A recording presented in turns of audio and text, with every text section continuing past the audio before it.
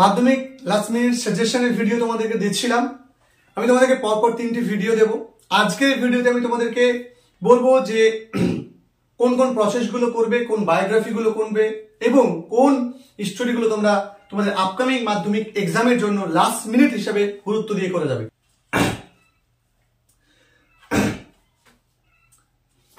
তারপরে আমরা তোমাদেরকে দ্বিতীয় ভিডিও দেবো হচ্ছে আনসিন কিভাবে তোমাদেরকে সলভ করতে হবে।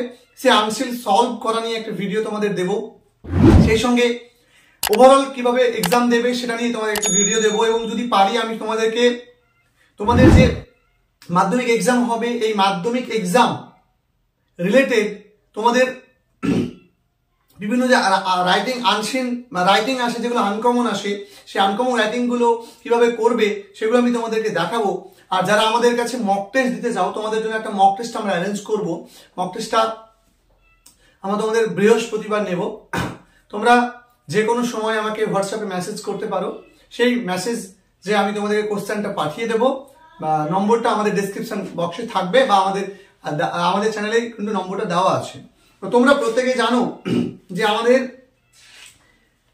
আমরা যদি স্টোরি রাইটিং এর জন্য যদি বলি যে কি কি স্টোরি তোমাদের করতে হবে, তো আমরা লক্ষ্য করলে বুঝতে পারবো যে স্টোরি রাইটিং ইম্পর্টেন্ট আছে পরীক্ষাতে। কারণ মাদ্রাসা বোর্ডে বারবার ঘন ঘন স্টোরি রাইটিং কিন্তু আমরা আসতে দেখেছি, এবং 2023 সালে কিন্তু মাদ্রাসা বোর্ড স্টোরি রাইটিং চলে এসেছে।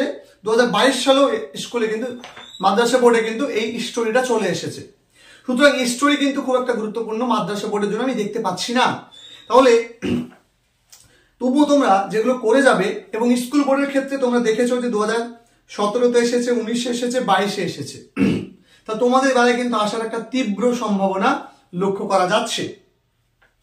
তোমাদের প্রত্যেককে বলবো যে তোমরা ক্লাস 5 থেকে 7 পর্যন্ত 3টে ক্লাসের যে 5টা ইংরেজি বই আছে, অর্থাৎ উইংস, এবং যে টেক্সট বুক গুলো আছে সেগুলো ফ্রেগ্রেন্স ক্লাস 6-এর এবং টেক্সট বুক আর একটা 7-এর বই, এখানে যে স্টোরিগুলো আছে সেগুলো তোমরা খুব গুরুত্ব দিয়ে করে যাবে। আমি একবার বলে দিচ্ছি তোমাদেরকে দেখো।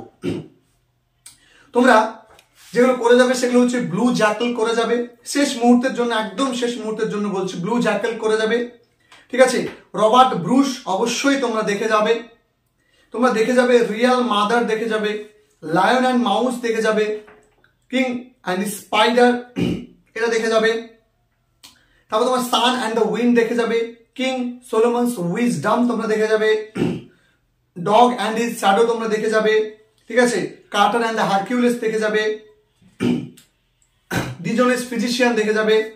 এছাড়াও তোমরা তোমাদের যে বই, সে বই তোমরা দেখতে পাবে farmer and his golden egg, মানে ওই যে সোনার ডিম পাড়া যে হাঁস তার কাছে ছিল, গোল্ডেন গুজ বলতে পারো।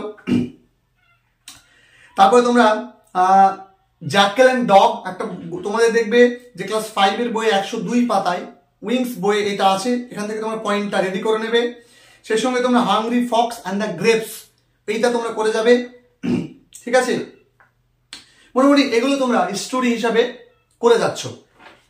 তাছাড়া আমি সাজেশন তোমাদেরকে দিয়েছি, ফুল সাজেশন, সেটা থেকে তোমরা অবশ্যই বেনিফিটেড হবে।